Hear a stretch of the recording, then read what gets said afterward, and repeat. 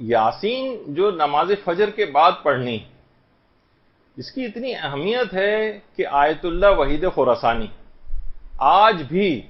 آج بھی ہر نماز فجر کے بعد سورہ یاسین کی تلاوت ضرور کرتے ہیں،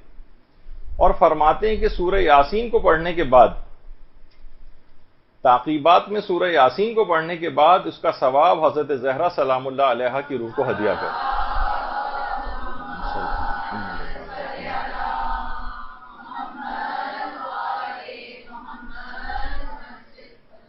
اور وہ مرد ہو یا عورت، لڑکا ہو یا لڑکی، جو کہ غیر شادی شدہ ہیں اور ابھی تک شادی نہیں ہوئی ہے، اس سلسلے میں بھی علماء فرماتے ہیں، آیت اللہ عبد الکریم کشمیری فرماتے تھے کہ اگر سورہ یاسین کو پڑھ کر امام تقی جواد کی خدمت میں ہدیہ کریں تو فرماتے ہیں میں نے لوگوں کی تمام خواہشات کو پورا ہوتے دیکھا ہے، جس کے اندر ایک شادی کی خواہش ہوئی۔ تو بہتر یہ ہے کہ اس سورہ کو پڑھنے کے بعد آیت اللہ وحید خراسانی حضرت زہرا کو ہدیہ کرنے کو کہتے ہیں، عبد الکریم کشمیری امام جواد کو ہدیہ کرنے کو کہتے ہیں، تو ایک سورہ پڑھنے کے بعد سورہ یاسین ان دونوں معصوم ہستیوں کو ہدیہ کر دیا جائے تو انشاءاللہ تمام ثواب اور فائدے حاصل ہو جائیں گے سورہ یاسین۔ اور سورہ یاسین کا ایک بہت زیادہ فائدہ یہ ہے کہ جس کی بنا پر بچوں کو، ماؤں کو چاہیے، باپ کو چاہیے کہ اپنے بچوں کو کم سے کم ایک ہفتے میں ایک مرتبہ سورہ یاسین ضرور پڑھائیں، کیونکہ سورہ یاسین ذہن کو اور حافظے کو بڑھانے کے لیے بہت ہی زیادہ مجرب، بہت زیادہ اثر پذیری رکھتی۔ تو طالب علم بچے جو ہیں، نوجوان، وہ بھی ہر ہفتے کم سے کم ایک، روزانہ پڑھیں تو کیا ہی کہنا، ان کی ذہانت اور حافظے میں چار چاند لگ جائیں گے، لیکن کم سے کم ہفتے میں ایک مرتبہ تو ضرور ان سے سورہ یاسین کو پڑھوایا جائے۔ اور علامہ مجلسی نے ایک اور سورہ یاسین کے حوالے سے یہ بات لکھی ہے کہ اگر نماز عشاء کے بعد سونے سے پہلے 30 مرتبہ سورہ یاسین کی جو آیت نمبر 42 ہے، وَخَلَقْنَا لَهُم مِّن مِّثْلِهِ مَا يَرْكَبُونَ، اگر 30 مرتبہ سونے سے پہلے اس کو پڑھ لیا جائے آیت نمبر 42 کو، تو علامہ مجلسی فرماتے ہیں کہ اس کو خواب میں پیغمبر اسلام کی زیارت نصیب ہو جائے۔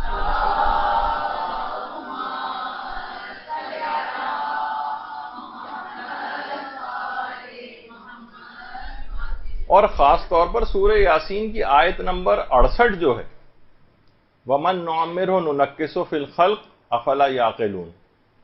یہ جو آیت نمبر 68 ہے، یہ فقر و فاقہ، غربت، مالی پریشانیوں کے لیے بہت ہی زیادہ مجرب ترین آیت ہے، آیت نمبر 68۔ تو یہ بھی اپنی اس میں اگر جو بھی آپ اپنا ٹائم ٹیبل بنائیں اس کے اندر، یہ تو راہ چلتے بھی پڑھی جا سکتی ہے اور کسی بھی انداز سے۔ اچھا، ایک اور بات کہ علماء فرماتے ہیں کہ ویسے تو قرآن کی ہر آیت پر ایک فرشتہ موکل ہوتا ہے، ہر آیت کے لیے ایک الگ فرشتہ ہے جو اس آیت کے ساتھ ہوتا ہے، اس آیت کی جو اثر پذیری ہے اس کے اوپر عمل درآمد کرواتا ہے۔ قرآن کی ہر آیت کے لیے ایک فرشتہ موکل ہے، لیکن علماء فرماتے ہیں سورہ یاسین کی ہر آیت پر 10 فرشتے موکل کیے ہیں پروردگار نے، 10 فرشتے۔ اور جس وقت آپ خاص طور پر تعقیبات میں یا نماز فجر کے بعد سورہ یاسین پڑھیں گے، ادھر آپ اس کو سورہ یاسین پڑھنا شروع کریں گی، ادھر فرشتوں کی صفوں کی صفیں وہاں پر آ کر لگنا شروع ہو جائیں گی، اور وہ سورہ کی تلاوت کرنے والے کے لیے استغفار کرنا شروع کر دیں گے۔ صفوں کی صفیں وہاں پر لگنا شروع ہو جاتی ہیں جہاں سورہ یاسین کی تلاوت ہوتی ہے، اور وہ اس سورہ کے قاری کے لیے استغفار کرنا شروع کر دیتے ہیں۔ اچھا، اس سورہ کی ایک اور خصوصیت یہ ہے سورہ یاسین کی کہ سورہ یاسین کو جتنا انسان پڑھتا جاتا ہے، یہ سورہ اپنے قاری سے بہت زیادہ مانوس ہو جاتا ہے، اس کا دوست بن جاتا ہے، اور یہ اس سے پھر کبھی جدا نہیں ہوتا۔ یہ ایسا رفیق اور دوست سورہ بن جاتا ہے کہ اس کے بعد قبر میں، قیامت میں، پل صراط پر، میزان، موقف، حتیٰ کہ جنت میں بھی یہ انسان کا دوست بن کر اس کے ساتھ رہے گا۔ سورہ یاسین عروس قرآن، قرآن کی دلہن کہا جاتا ہے سورہ کو. یہ ہمیشہ اس کے ساتھ ساتھ اب جو یہ پڑھنا شروع ہو جائے گا اور اس پہ مداومت کرنے لگے گا، اب یہ سورہ اس کا کبھی ساتھ نہیں چھوڑے گا، یہاں تک کہ جنت میں بھی اس کے ساتھ ساتھ جائے گا. تو یہ اس سورہ کی بڑی خصوصیت ہے.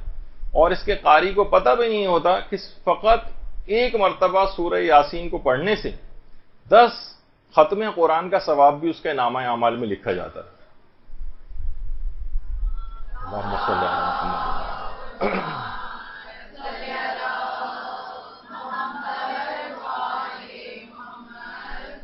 اچھا، سورہ یاسین کی خصوصیت اور بھی ہے. سورہ یاسین کی ویسے 83 آیات ہیں، یعنی اگر بسم اللہ کو آپ نکال دیں اور ملا لیں تو 84 بن جائیں گی. اس کی ہر آیت کی الگ الگ خصوصیات اور فضائل. ابھی آپ نے دیکھا کہ کوئی فقر و فاقے کے لیے ہے، کوئی کسی چیز کے لیے ہے، کوئی کسی چیز کے لیے ہے. اس کی جتنی آیات ہیں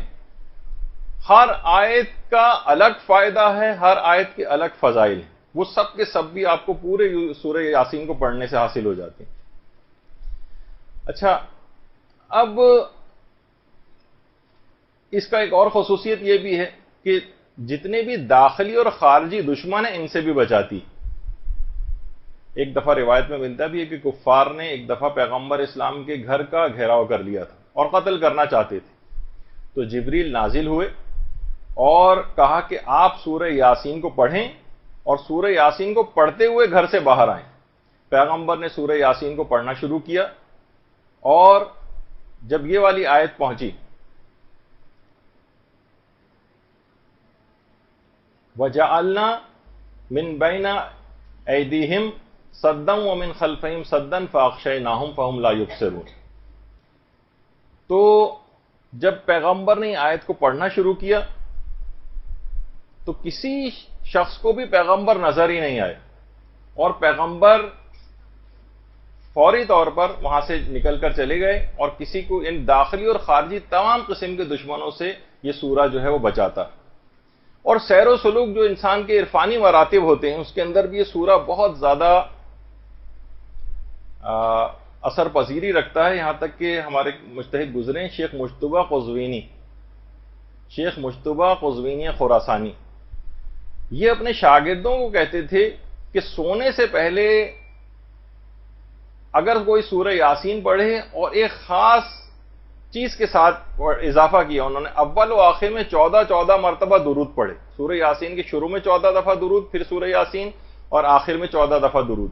تو فرماتے تھے کہ اس میں سیر و سلوک کے راز پوشیدہ ہیں. راز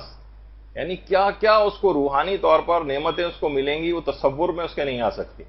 کہ وہ کتنا روحانی طور پر آگے بڑھتا چلا جائے گا. اس سورہ کی ایک اور خصوصیت یہ بھی ہے کہ گمشدہ چیزوں کی بازیابی کے لیے بڑا مجرب، خاص طور پر حضرت امیر المومنین علیہ الصلوۃ والسلام نے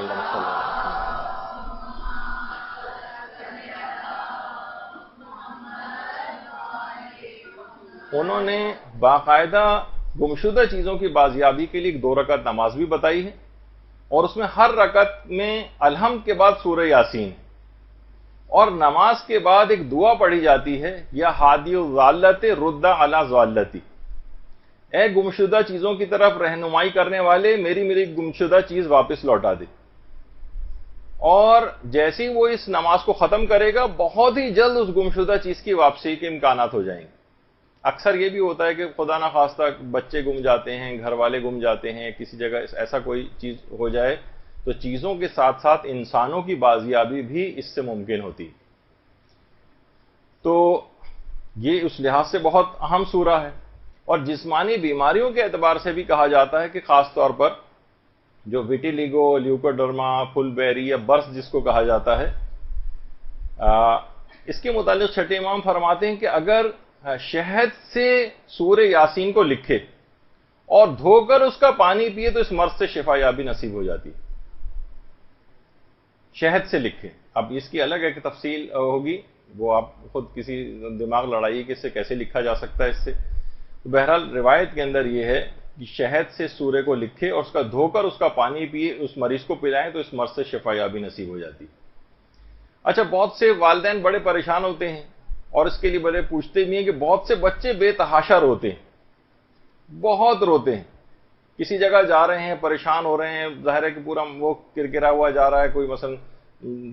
پوری 12 گھنٹے کی اگر فلائٹ ہے تو مسلسل بچہ روتا ہوا چلا جا رہا ہے اس کے اندر.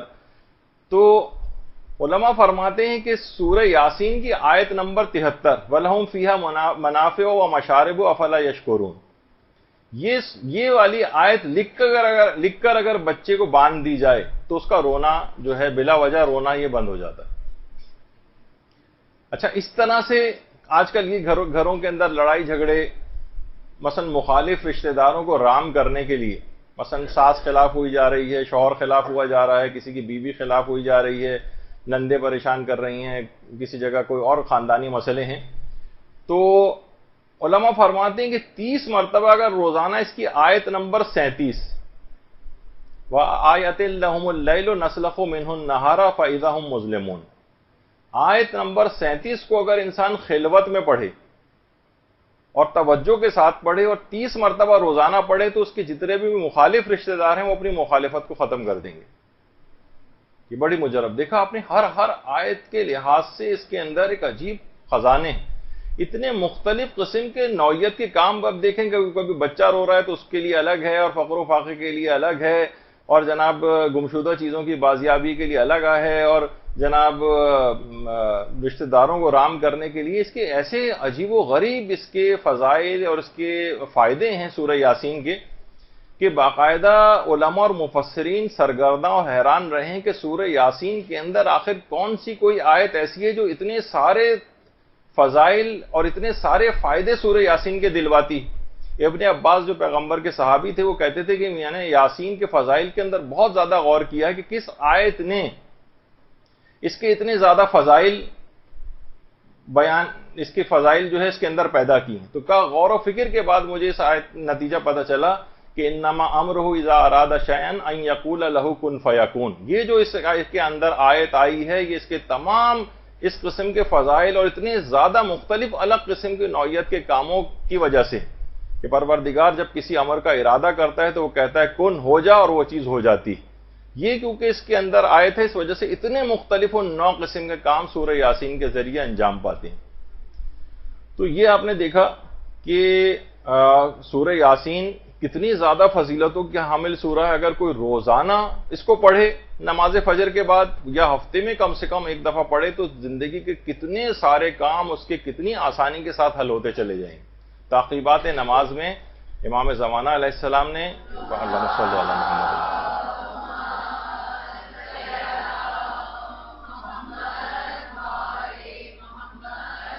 نے جو یہ سورہ بتایا ہے آغا مرشی کو اور ہماری تعلیم کے لیے بھی ہو گیا ہے، تو اس کو کتنا زیادہ اپنے تعقیبات میں رکھنا چاہیے. رحمتک یا ارحم الراحمین وصلی اللہ علی محمد وآلہ